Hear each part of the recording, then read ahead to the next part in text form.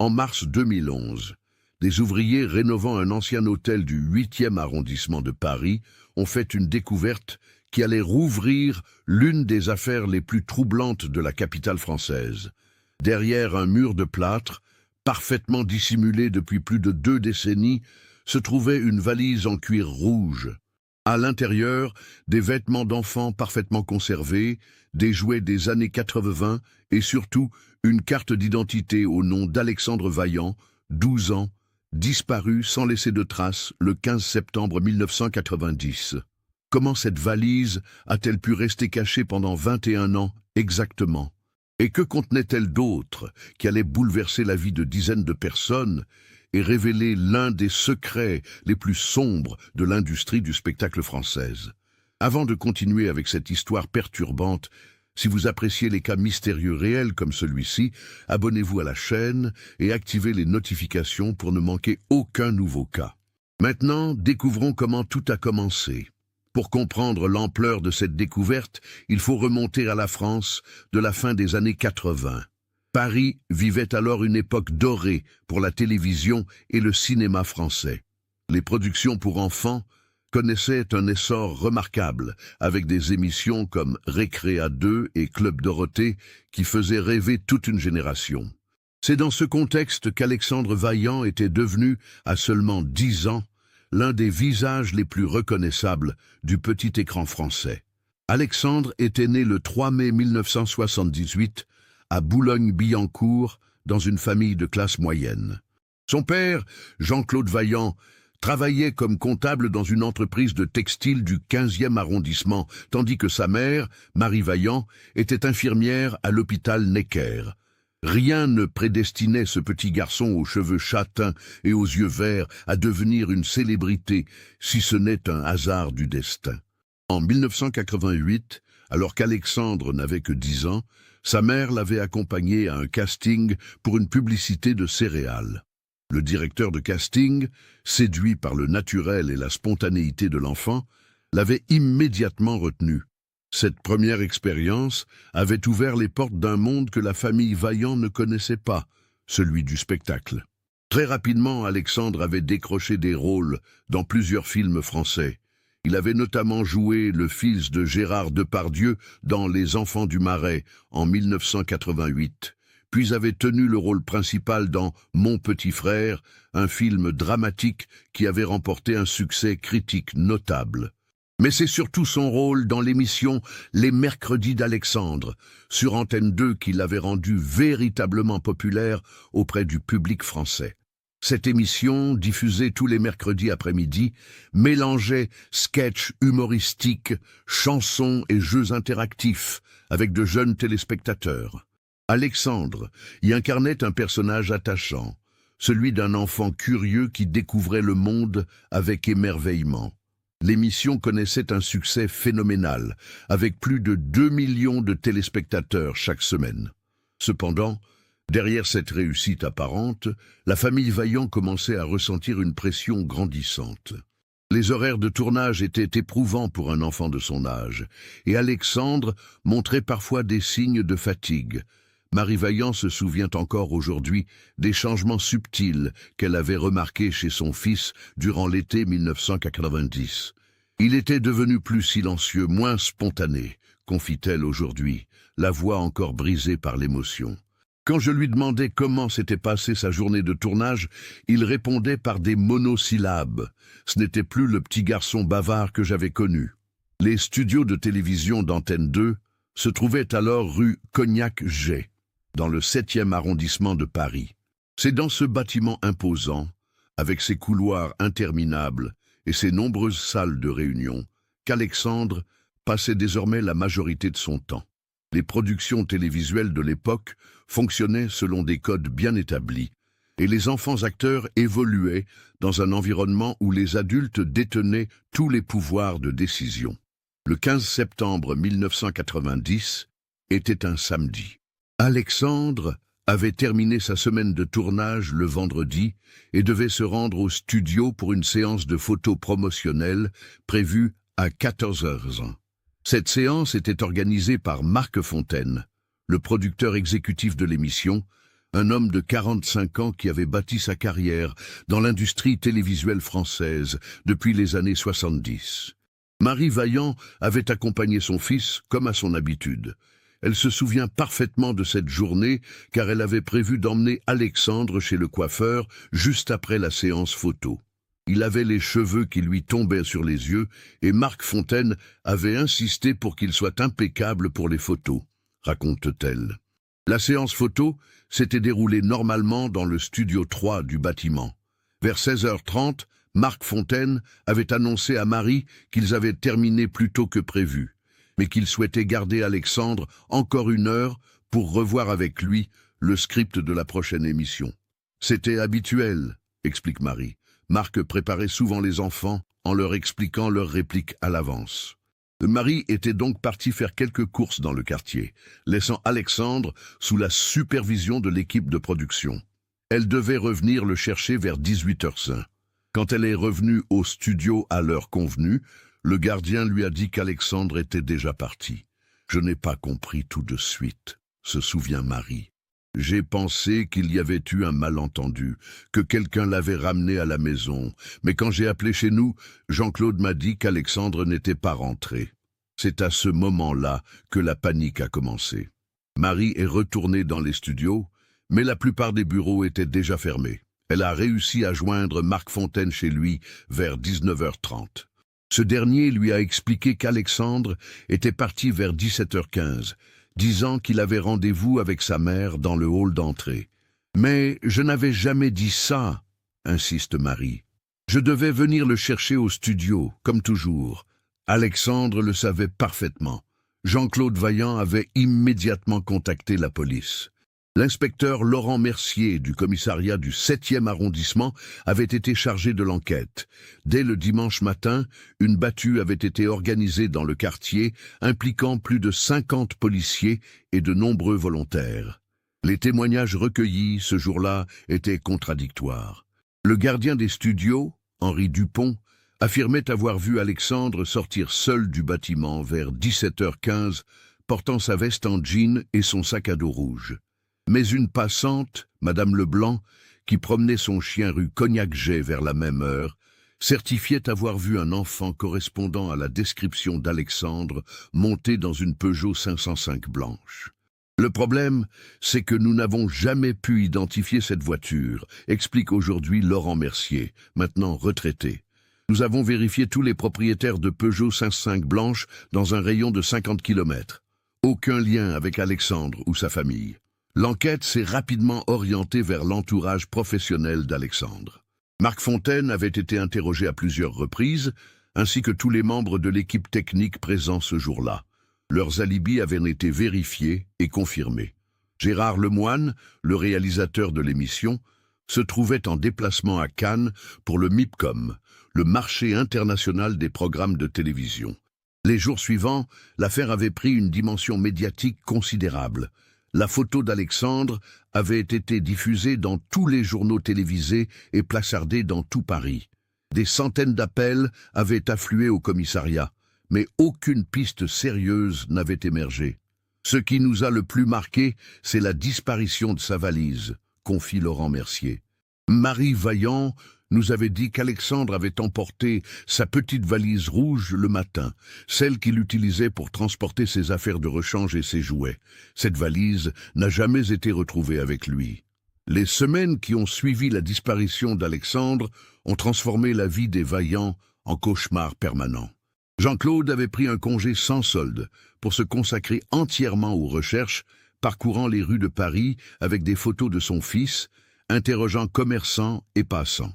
Marie, de son côté, avait maintenu un contact quotidien avec la police, appelant l'inspecteur Mercier plusieurs fois par jour pour savoir s'il y avait du nouveau. « J'avais l'impression que si j'arrêtais de chercher, même 1 minute, j'abandonnerais Alexandre », confie-t-elle.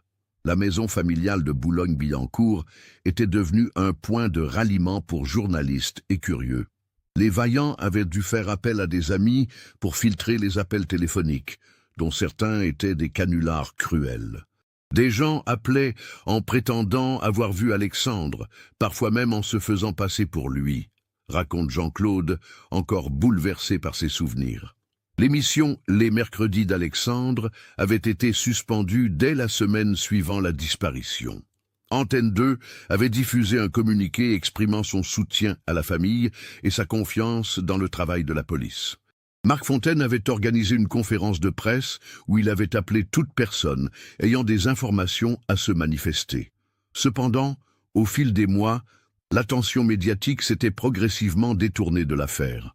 D'autres actualités avaient pris le relais, et le nom d'Alexandre Vaillant était peu à peu sorti des journaux. Pour ses parents, c'était un nouveau supplice. Voir leur fils tomber dans l'oubli. Le plus dur, c'était les anniversaires, se souvient Marie. Chaque 3 mai, je préparais un gâteau en me disant qu'Alexandre allait peut-être rentrer. Jean-Claude pensait que c'était malsain, mais je ne pouvais pas m'empêcher d'espérer. L'enquête officielle avait été maintenue active pendant 3 ans, jusqu'en 1993.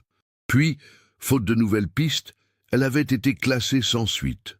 Laurent Mercier avait été muté dans le 12e arrondissement, mais il avait conservé une copie complète du dossier chez lui. Cette affaire me hantait, avoue-t-il. Un enfant qui disparaît comme ça, sans laisser de traces, ça ne s'oublie pas. Au milieu des années 90, les Vaillant avaient tenté de reconstruire leur vie. Jean-Claude avait repris son travail, mais Marie avait démissionné de l'hôpital Necker. « Je ne supportais plus de voir des enfants tous les jours », explique-t-elle. Chaque enfant de l'âge d'Alexandre me rappelait ce que nous avions perdu. Le couple avait déménagé dans un appartement plus petit à Issy-les-Moulineaux en 1994. Ils avaient gardé la chambre d'Alexandre intacte jusqu'en 1988, date à laquelle Marie avait finalement accepté de la transformer en bureau. « J'avais besoin de me raccrocher à quelque chose », dit-elle. « L'association que j'ai créée m'a sauvé la vie. » Cette association, Familles Unies, aidait les parents d'enfants disparus à naviguer dans les méandres administratifs et judiciaires. Marie y consacrait tout son temps, trouvant dans cette activité un moyen de donner un sens à sa souffrance. Si je ne pouvais pas retrouver Alexandre, au moins je pouvais aider d'autres familles, explique-t-elle. Jean-Claude, lui, avait développé une routine différente. Chaque samedi, il retournait dans le 7e arrondissement, refaisant le trajet qu'Alexandre avait emprunté le jour de sa disparition. C'était ma façon de rester connecté à lui, dit-il. J'espérais toujours découvrir quelque chose que la police avait manqué. L'industrie du spectacle, de son côté, avait continué sa route. Marc Fontaine avait poursuivi sa carrière, produisant d'autres émissions pour enfants. Gérard Lemoine était devenu un réalisateur reconnu, travaillant sur des projets plus ambitieux. Mais selon plusieurs témoignages, le nom d'Alexandre Vaillant était devenu tabou dans leur entourage professionnel. En février 2011, Madame Durand, propriétaire de l'hôtel Bellevue, situé avenue Marceau, avait décidé de rénover entièrement son établissement. Cet hôtel, construit dans les années 1920, n'avait pas subi de rénovation majeure depuis les années 70. Les travaux, dirigés par l'entreprise de bâtiments Lemercier en Fils, devaient moderniser complètement l'infrastructure. L'hôtel Bellevue occupait une position stratégique près des Champs-Élysées, dans un quartier prisé par les touristes et les hommes d'affaires. Madame Durand, qui avait hérité de l'établissement de ses parents en 1985, avait longtemps reporté ses travaux pour des raisons financières, mais la concurrence croissante l'avait finalement convaincu d'investir dans cette rénovation. Le 15 mars 2011, l'équipe d'ouvriers dirigée par Patrick Lemercier s'attaquait à la rénovation du 4e étage. Cette section de l'hôtel, composée de 8 chambres, présentait des problèmes d'humidité que l'on soupçonnait provenir d'une fuite dans les canalisations murales. Nous avons commencé par démonter les cloisons pour accéder aux tuyaux, explique Patrick Lemercier. C'est là que nous avons découvert que la configuration des murs ne correspondait pas aux plans originaux de l'hôtel. En effet, entre les chambres 412 et 414, il existait un espace d'environ 2 mètres carrés qui n'apparaissait sur aucun plan. Cet espace avait été muré avec des matériaux différents du reste du bâtiment, suggérant qu'il s'agissait d'une modification postérieure à la construction. Au début, nous avons pensé que c'était un ancien placard de service, continue Patrick. Mais quand nous avons percé le mur, Nous avons senti une odeur de renfermé très forte. Et puis, la lampe torche a éclairé cette valise rouge. La valise se trouvait posée sur le sol de cet espace clos, parfaitement préservée malgré les 21 ans écoulés. L'absence d'humidité dans cette cavité avait permis une conservation remarquable. À côté de la valise, les ouvriers avaient également découvert un petit tabouret en plastique et quelques journaux datés de septembre 1990. Patrick Lemercier avait immédiatement contacté sa hiérarchie, qui avait à son tour prévenu Madame Durand. Cette dernière, intriguée par la découverte, avait décidé d'ouvrir la valise en présence de ses employés. Quand nous avons vu les vêtements d'enfants, et surtout cette carte d'identité, nous avons compris que nous devions appeler la police, raconte-t-elle. L'appel au commissariat du 8e arrondissement avait été passé à 16h30. L'inspecteur Sophie Blanchard, nouvellement arrivée dans le service, avait été dépêchée sur place avec son équipe technique. « Je me souviens parfaitement de cette journée, dit-elle. C'était ma première grosse affaire depuis ma mutation de Lyon. L'examen préliminaire de la valise avait révélé son contenu extraordinaire. Outre les vêtements d'Alexandre, un pull rouge, un pantalon en velours côtelé, des sous-vêtements et des chaussettes, elle contenait plusieurs objets personnels. Un carnet de notes, une Game Boy avec 2 cartouches, des photos de famille et surtout une enveloppe Kraft contenant des documents que personne n'attendait. Dès que j'ai vu le nom sur la carte d'identité, j'ai su que cette affaire allait prendre une ampleur particulière, confie Sophie Blanchard. Alexandre Vaillant était un nom que tous les policiers parisiens connaissaient. Sa disparition avait marqué toute une génération d'enquêteurs. Le soir même, Sophie Blanchard avait contacté Laurent Mercier, désormais retraité mais toujours présent dans l'annuaire de la police. Il a accepté de me rencontrer le lendemain pour me transmettre toutes ses notes, dit-elle. Son aide a été précieuse pour comprendre le contexte de l'époque. La découverte de la valise avait été tenue secrète pendant les premiers jours de l'enquête.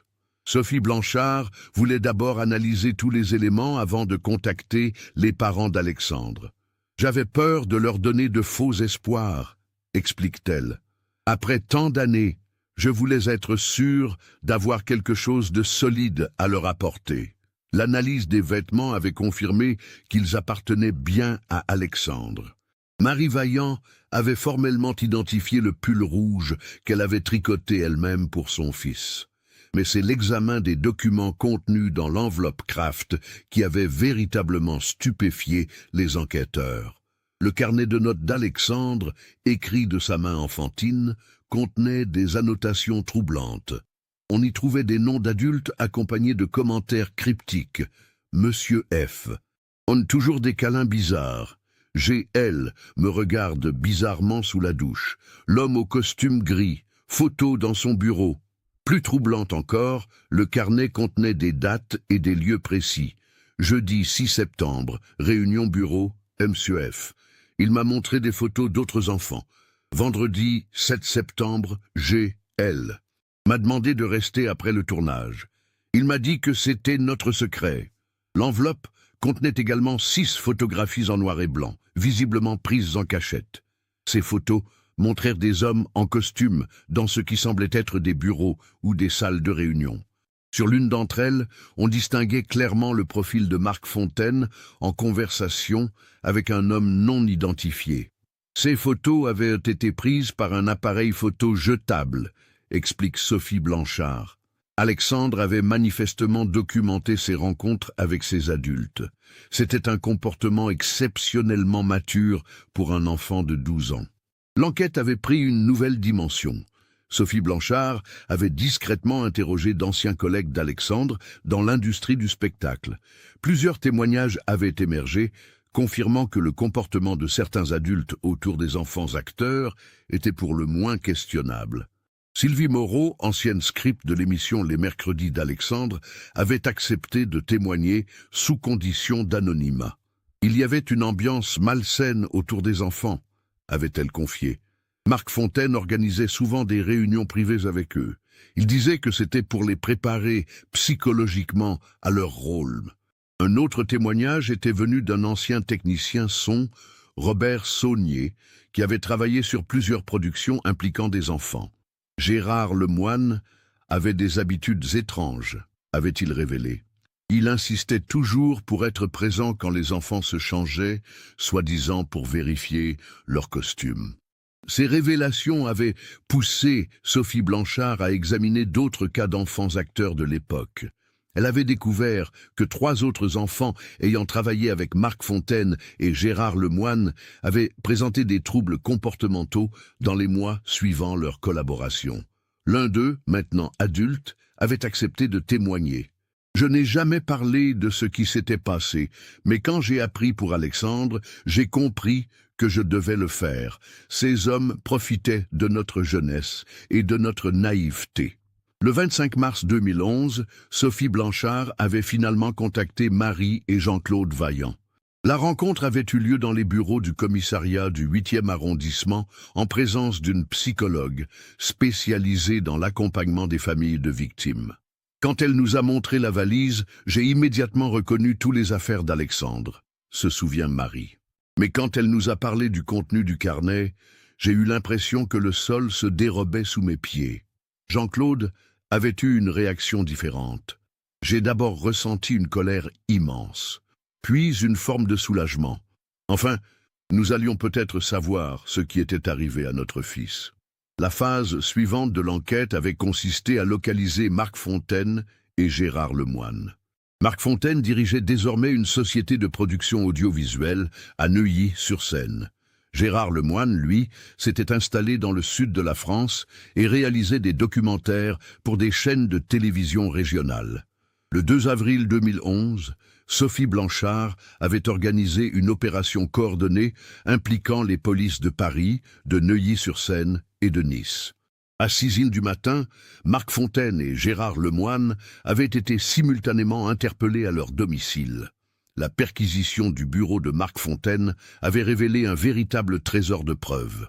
Dans un coffre-fort dissimulé derrière une bibliothèque, les enquêteurs avaient découvert des centaines de photographies d'enfants en situation compromettante, des lettres manuscrites décrivant des rencontres spéciales avec de jeunes acteurs et surtout un agenda détaillé couvrant la période 1985-1992. Cet agenda était un véritable journal de bord de ses activités criminelles, explique Sophie Blanchard. Il y notait méticuleusement ses rendez-vous avec des enfants, utilisant un code simple mais efficace. L'entrée du 15 septembre 1990 était particulièrement révélatrice. AV 17h. Conversation importante, solution définitive si nécessaire. Cette note était suivie d'un numéro de téléphone et d'une adresse dans le 16e arrondissement. Confronté à ces preuves, Marc Fontaine avait d'abord nié en bloc, mais quand Sophie Blanchard lui avait présenté les photos du carnet d'Alexandre, il avait fini par craquer. « J'ai vu ce petit garçon prendre des photos pendant nos réunions », avait-il avoué. « Et j'ai compris qu'il avait découvert nos activités. » Les activités en question constituaient un réseau organisé d'exploitation sexuelle d'enfants acteurs. Marc Fontaine et Gérard Lemoine, avec la complicité de plusieurs autres adultes de l'industrie du spectacle, avaient mis en place un système permettant d'identifier et d'exploiter les enfants les plus vulnérables. Ils profitaient de leur position d'autorité pour isoler les enfants de leurs parents, explique Sophie Blanchard. Ils organisaient des séances de photos prétendument professionnelles, des répétitions privées, des déplacements soi-disant nécessaires pour la carrière de l'enfant. Gérard Lemoine, de son côté, avait adopté une stratégie différente lors de son interrogatoire. Il avait immédiatement accusé Marc Fontaine d'être le cerveau de l'opération, se présentant comme une victime de manipulation. « Marc me faisait du chantage », avait-il prétendu. Il avait des photos compromettantes de moi et menaçait de détruire ma carrière. Mais les preuves étaient accablantes. L'agenda de Marc Fontaine mentionnait régulièrement Gérard Lemoine comme un partenaire actif dans leurs activités. De plus, la perquisition du domicile de Gérard Lemoine avait révélé une collection de films et de photos similaires à celles trouvées chez Marc Fontaine. Le moment le plus troublant de l'enquête était venu avec la découverte du lieu mentionné dans l'agenda de Marc Fontaine. L'adresse du 16e arrondissement correspondait à un appartement que Marc Fontaine louait sous un faux nom depuis 1989. Cet appartement, situé dans un immeuble bourgeois de la rue de la Pompe, servait de lieu de rendez-vous pour le réseau. Quand nous avons fouillé cet appartement, nous avons trouvé des traces de rénovation récentes dans l'une des chambres, raconte Sophie Blanchard. Le parquet avait été changé en octobre 1990, soit un mois après la disparition d'Alexandre. L'analyse du nouveau parquet avait révélé des traces de sang sous les lattes. L'ADN correspondait à celui d'Alexandre, confirmé par des échantillons prélevés sur ses vêtements personnels conservés par ses parents. Face à cette preuve irréfutable, Marc Fontaine avait finalement avoué. Le 15 septembre 1990, il avait effectivement emmené Alexandre dans cet appartement sous prétexte d'une séance photo spéciale. « Je voulais juste lui parler », avait-il prétendu, lui expliquer qu'il devait arrêter de prendre des photos. Mais Alexandre avait refusé. Pire, il avait menacé de tout raconter à ses parents et à la police. Il m'a dit qu'il avait déjà caché des preuves en sécurité, avait avoué Marc Fontaine. Il était plus malin que je ne le pensais. La suite des événements, selon les aveux de Marc Fontaine, avait basculé dans l'horreur. Face aux menaces d'Alexandre, il avait pris peur et l'avait frappé avec un objet lourd. « Je ne voulais pas le tuer », avait-il plaidé. C'était un accident. Gérard Lemoine était arrivé dans l'appartement peu après. Ensemble, ils avaient décidé de faire disparaître le corps d'Alexandre. « Nous avons paniqué », avait admis Gérard Lemoine. « Nous savions que sa disparition créerait un scandale, mais nous ne pouvions pas prendre le risque qu'il parle. » Le corps d'Alexandre avait été enterré dans le jardin de la maison secondaire de Gérard Lemoine, en Normandie. La valise d'Alexandre, avec ses affaires personnelles et surtout les preuves qu'il avait rassemblées, avait été murée dans l'hôtel Bellevue par un complice du réseau qui travaillait dans le bâtiment. Il pensait que la valise ne serait jamais découverte, explique Sophie Blanchard. L'hôtel était un endroit parfait pour cacher des preuves. Qui aurait l'idée de rénover un mur au 4e étage d'un vieil hôtel parisien? Les aveux de Marc Fontaine et Gérard Lemoine avaient permis de reconstituer précisément les dernières heures d'Alexandre Vaillant. Le 15 septembre 1990, après la séance photo officielle, Marc Fontaine avait effectivement proposé à Alexandre de l'emmener dans un studio privé pour des photos plus artistiques. Alexandre, habitué à faire confiance aux adultes de son entourage professionnel, avait accepté. Mais contrairement à ce que Marc Fontaine espérait, Alexandre n'était pas un enfant naïf. Depuis plusieurs semaines, il avait commencé à comprendre que les comportements de certains adultes autour de lui n'étaient pas normaux. Son carnet de notes le prouvait. Il documentait méticuleusement chaque situation qui le mettait mal à l'aise. Alexandre était un enfant exceptionnellement intelligent, confirme Marie Vaillant. Il avait toujours eu cette capacité à observer et à analyser les situations. Même petit, il posait des questions très pertinentes sur le comportement des gens. L'enquête avait révélé qu'Alexandre avait confié ses inquiétudes à une camarade de classe, Émilie Durand, quelques jours avant sa disparition.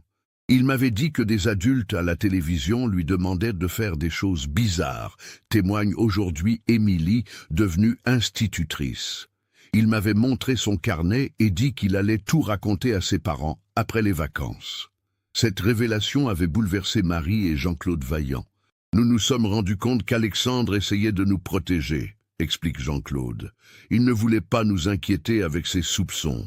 Il préférait d'abord rassembler des preuves concrètes. L'appartement de la rue de la Pompe avait livré d'autres secrets troublants. Outre les traces du crime, les enquêteurs avaient découvert un système d'enregistrement sophistiqué dissimulé dans les murs. Marc Fontaine filmait secrètement ses séances avec les enfants, constituant ainsi une archive de ces crimes qui servait également de moyen de chantage. Cette découverte nous a permis d'identifier d'autres victimes, explique Sophie Blanchard. Nous avons trouvé des enregistrements impliquant au moins 12 enfants différents sur une période de 5 ans. Le réseau était plus étendu qu'initialement supposé. Les investigations avaient révélé l'implication de 6 autres adultes, 2 autres producteurs, un directeur de casting, un photographe professionnel, un chauffeur qui transportait les enfants et un propriétaire d'hôtel qui mettait des chambres à disposition. La reconstitution des événements du 15 septembre 1990 avait été particulièrement éprouvante pour tous les participants. Dans l'appartement de la rue de la Pompe, Marc Fontaine avait détaillé ses derniers moments avec Alexandre. Quand Alexandre a compris où nous étions vraiment, il a changé d'attitude, avait raconté Marc Fontaine. Il m'a dit qu'il avait caché sa valise avec toutes ses preuves dans un endroit sûr, et que si quelque chose lui arrivait, ses parents la trouveraient. Cette déclaration d'Alexandre avait terrifié Marc Fontaine. Il réalisait que l'enfant avait non seulement documenté ses activités, mais qu'il avait également pris des précautions pour se protéger. Il m'a regardé droit dans les yeux et m'a dit « Je sais ce que vous faites aux enfants, et maintenant tout le monde va le savoir », avait avoué Marc Fontaine. C'est à ce moment-là que la situation avait dégénéré. Marc Fontaine, pris de panique, avait frappé Alexandre avec un presse-papiers en bronze qui se trouvait sur le bureau.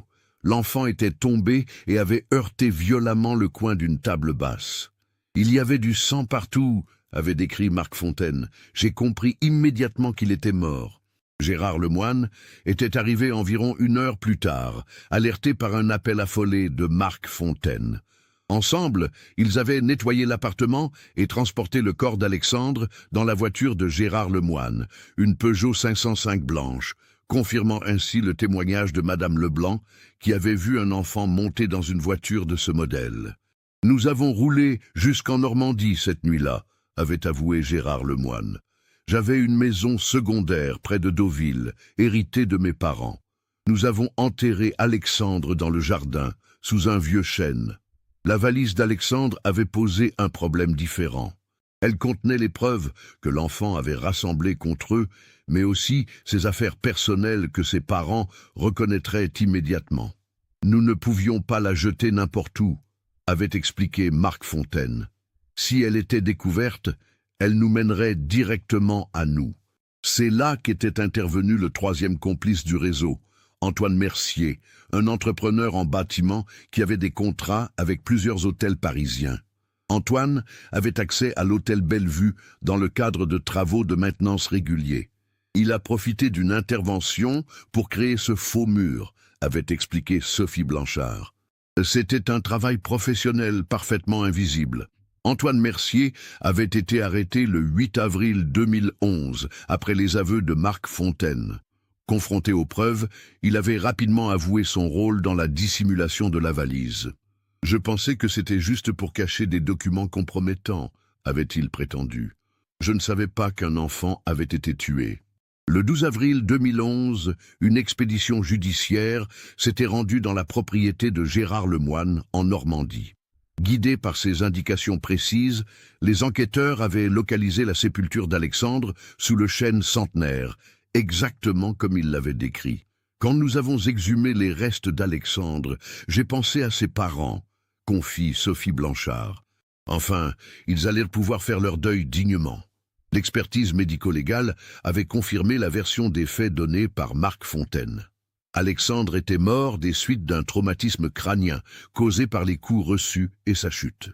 L'examen avait également révélé des traces de sévices antérieurs, confirmant qu'Alexandre avait été victime d'agressions sexuelles avant sa mort. Pour Marie et Jean-Claude Vaillant, ces révélations avaient été un mélange de soulagement et d'horreur absolue. Apprendre qu'Alexandre était mort était terrible, mais savoir enfin ce qui lui était arrivé nous a permis de commencer à guérir, explique Marie. Le plus dur était d'imaginer sa souffrance et sa peur dans ces derniers moments. Les funérailles d'Alexandre avaient eu lieu le 25 avril 2011, soit 21 ans et 7 mois après sa disparition. La cérémonie, organisée dans l'intimité familiale, avait rassemblé une 50aine de personnes, dont plusieurs anciens collègues d'Alexandre, qui avaient souhaité lui rendre un dernier hommage. « C'était étrange d'enterrer notre fils quand il aurait eu 33 ans. » confie Jean-Claude. Mais en même temps, c'était libérateur. Nous pouvions enfin lui dire au revoir. Le procès de Marc Fontaine, Gérard Lemoine et leurs complices s'était ouvert le 15 septembre 2012, exactement 22 ans après la disparition d'Alexandre. L'affaire avait été jugée en cour d'assises de Paris, avec un retentissement médiatique considérable. Marc Fontaine avait été condamné à la réclusion criminelle à perpétuité pour meurtre sur mineur de 15 ans avec circonstances aggravantes. Gérard Lemoine avait écopé de 25 ans de réclusion criminelle pour complicité de meurtre et agression sexuelle sur mineurs. Antoine Mercier et les autres complices avaient reçu des peines allant de 8 à 15 ans de prison. La justice a été rendue, mais elle ne nous rendra jamais Alexandre, avait déclaré Marie Vaillant à la sortie du tribunal. Au moins, d'autres enfants seront protégés grâce à cette affaire. L'impact de l'affaire Alexandre Vaillant avait dépassé le cadre judiciaire. Elle avait révélé les dysfonctionnements profonds de l'industrie du spectacle française dans les années 80-90, notamment le manque de protection des enfants acteurs. Suite à cette affaire, de nouvelles réglementations avaient été mises en place pour encadrer le travail des mineurs dans l'audiovisuel. Cette affaire a servi de catalyseur pour repenser complètement la protection de l'enfance dans notre secteur, explique Martine Dubois, aujourd'hui déléguée générale du syndicat des producteurs audiovisuels. Nous avons mis en place des protocoles stricts, des formations obligatoires et des contrôles réguliers. L'association Familles Unies, créée par Marie Vaillant, avait connu un développement considérable après le procès. Elle accompagne aujourd'hui plus de 200 familles d'enfants disparus et a contribué à résoudre plusieurs autres affaires grâce aux méthodes développées durant l'enquête sur Alexandre. Le travail de documentation qu'Alexandre avait commencé nous a inspirés, explique Marie. Nous encourageons maintenant tous les enfants à tenir un journal de leurs activités, particulièrement quand ils évoluent dans des environnements à risque. Quant à l'hôtel Bellevue, il a été entièrement rénové et rebaptisé Hôtel Alexandre en mémoire du petit garçon. Madame Durand avait souhaité que cette tragédie ne soit pas oubliée. Une plaque discrète dans le hall rappelle qu'Alexandre Vaillant a contribué, par son courage et sa détermination, à protéger d'autres enfants. Alexandre était un petit garçon exceptionnel, conclut Sophie Blanchard. À 12 ans, il avait compris qu'il devait rassembler des preuves pour se protéger et protéger les autres. Son intelligence et sa maturité ont permis de démanteler un réseau criminel qui aurait pu continuer à faire des victimes pendant des années. Aujourd'hui, Marie et Jean-Claude Vaillant vivent toujours à Issy-les-Moulineaux. Ils ont transformé leur douleur en force au service des autres familles. Chaque 15 septembre, date de la disparition d'Alexandre, ils organisent une journée de sensibilisation à la protection de l'enfance. Alexandre nous a quittés en essayant de faire le bien, dit Marie. C'est comme ça que nous voulons nous souvenir de lui. Non pas comme une victime, mais comme un petit héros qui a révélé la vérité. L'affaire Alexandre Vaillant restera dans les annales judiciaires françaises comme l'une des enquêtes les plus complexes et les plus émouvantes de ces dernières décennies. Elle illustre à la fois l'horreur dont peuvent être capables certains adultes, mais aussi le courage extraordinaire d'un enfant qui a refusé de se taire face à l'injustice. Si Alexandre pouvait voir ce qui s'est passé après sa mort, je pense qu'il serait fier, conclut Jean-Claude. Sa valise, cachée pendant 21 ans, a finalement parlé pour lui. Et grâce à cela, justice a été rendue. Cette affaire nous montre comment un enfant courageux, face à des adultes malveillants, a trouvé la force de documenter leurs crimes malgré son jeune âge. La découverte de sa valise, 21 ans plus tard, prouve que la vérité finit toujours par éclater, même quand tout semble perdu. Qu'est-ce que vous pensez de cette histoire ? Avez-vous remarqué les signes qu'Alexandre laissait transparaître de sa détresse? Partagez vos réflexions dans les commentaires. Si vous avez apprécié cette enquête approfondie, n'oubliez pas de vous abonner à la chaîne et d'activer les notifications. Laissez votre like si cette histoire vous a marqué et partagez-la avec quelqu'un qui s'intéresse aussi à ce type d'affaires.